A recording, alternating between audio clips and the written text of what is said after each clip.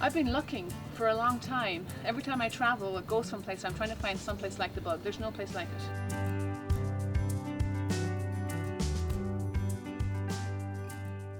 Before the Bug and before I met Douglas, I was living in San Francisco and I worked in a few different bars, a few different restaurants, and I did bicycle tours. I've been in the hospitality industry all my life. I was an assistant manager for Intercontinental Hotels in San Francisco.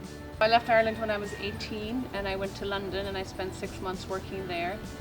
And then I decided I wanted to go to America, and eventually made it to the West Coast. I spent 7 years traveling basically. Backpacking, just working and traveling and working and traveling. And then when it came to settling down, I settled in San Francisco. I started traveling after my doctor told me I needed a vacation. I was 30. I said, well, can you write it on a note for my employer? And he's like, yeah, 3 weeks vacation required. So I take it into my boss the next day and I handed him the note and I said, I quit. I've been traveling ever since. I think I've been nearly everywhere. We met through a friend who had a hostel in San Francisco. I had an idea of this sort of place, at least initially a youth hostel, and she was looking to do something similar. At the time I didn't think that I'd be able to pull off anything in the city.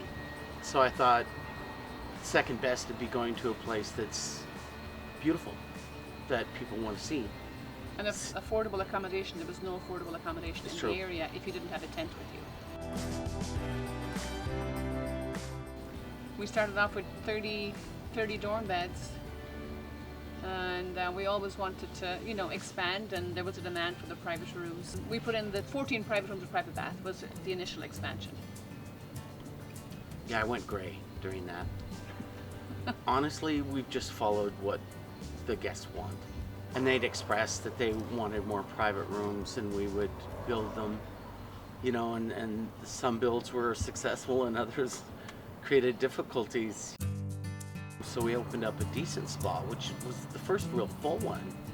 Not huge, but the first real full one up here. Caroline handles most of the group business. I think that this last couple of years, it's been 20 to 25% of what we do. And having that meeting space for a variety of things, and the amphitheater, and lots of yoga retreats. Yes. Meetings. Park Service uses our meeting rooms. So it's just having facilities. Yeah, lots of non-profit organizations. We have everything here that a fine hotel would. It's just the service levels are lower. I think people like the location. I think they like the feel of the place. They like the food. We do focus on the food.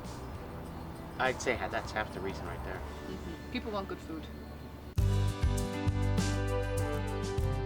Yeah, there's a lot of backpackers that come through here that are on their way.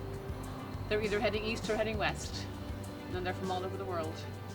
It's their look on their face. It's the attitude. It's you can tell that they're having the time of their life. It's almost soulful.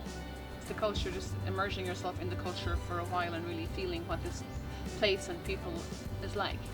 We're only about 20% youth hostel, but it's still that same energy is still here, and it's here for the young couples with children coming out of the Bay Area. It's here for a whole variety of people who are here just to discover this park, discover California. It's the right setting. It's the right setting.